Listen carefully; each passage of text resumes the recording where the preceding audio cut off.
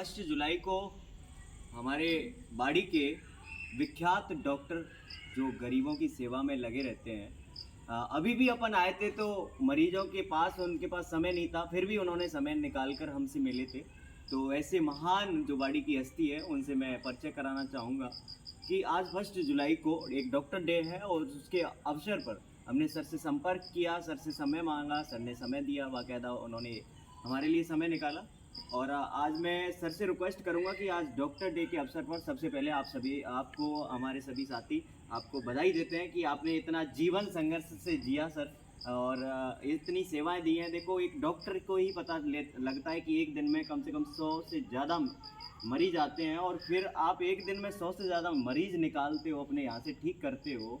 फिर वो एक दिन की काउंटिंग है सर, वो महीने में आप काउंटिंग नहीं कर सकते, साल की काउंटिंग नहीं कर सकते। तो मैं सर से रिक्वेस्ट करूंगा कि आपके यहाँ बागवानी जो खेती देखी जा रही है, तो ये बहुत ही प्रकृति के लिए अच्छा संदेश है। और ये बारिश के मौसम में इस तरीके से जो एक हंसी का जो संदेश है, एक हंसमुख चेहरा प्रकृति अपना दिखा रही है, तो मैं सर से इस अपील करवाना चाहूँगा कि सर इस प्रकृति को बचाने के लिए, पर्यावरण को बचाने के लिए और इस डॉक्टर डे के उपलक्ष्य में आप हमारी जनता से, आम जन से क्या अपील करना चाहते हैं, और साथ में हमारी उनकी अर्धांगिनी जो तन मन धन के साथ और जीवन के साथ उनका इस तरह सहयोग कर रही है कि वो कभी हताश उत्साहित नहीं होते।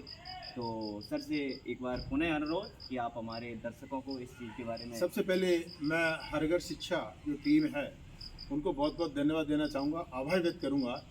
आप यहाँ पर पधारे और डॉक्टर्स डे पर हमको शुभकामनाएं देकर एक हम सबको एक मोटिवेट किया और एक संदेश दिया कि चिकित्सकों के बारे में आप जैसे लोग, समाज के जो ऐसा समाज सेवा का जो वर्ग है वो हम लोगों को प्यार करते हैं, सम्मान करते हैं। तो आपका आभार व्यक्त करता हूँ और सबको संदेश देता हूँ कि सभी स्वस्थ रहें, प्रसन्न रहें, मस्त रहें और प्रकृति से अपना नाता जोड़ें। चूँकि अभी पूरे देश के अंदर जो वातावरण चल रहा है पर्यावरण को बचाने का, हम अधिक से अधिक पौधारोपण भी कर रहे हैं, आप लोग भी कर रहे हो। मैंने सुना है कल आप एक रथ यात्रा भी पर्यावरण का संदेश देते हुए हर गांव में पौधारोपण करवाने का प्रयास करेंगे। एक अच्छी शुरुआत है। तो मैं आपको एक अच्छे काम के लिए जो आपका बड़ा लक्ष्य है शुभकामनाएं देता हूं, और इस उम्मीद के साथ कि आपसे प्रेरणा लेकर दीपक से दीपक जलेगा, ज़्यादा से ज़्यादा लोग आपके साथ जुड़ेंगे और समाज सेवा में जो ज़रूरतमंद लोग हैं उनकी सेवा के लिए आगे बढ़ेंगे। तो मेरी आपके साथ शुभकामनाएं है और इस संदेश के साथ कि आप ज़्यादा से ज़्यादा लोगों को अपनी टीम का हिस्सा बनाएं, उनको समाज सेवा के साथ साथ देश के प्रति भी जो हमारी जिम्मेदारियां हैं, हमारे अधिकार तो हैं लेकिन हम अपने कर्तव्यों के प्रति भी सचेत रहें, ज़्यादा से ज़्यादा लोगों को जागरूक करें। तो मैं समझता हूँ आपकी बहुत बड़ी उपलब्धि होगी। आपका बहुत बहुत आभार, आप पधारे।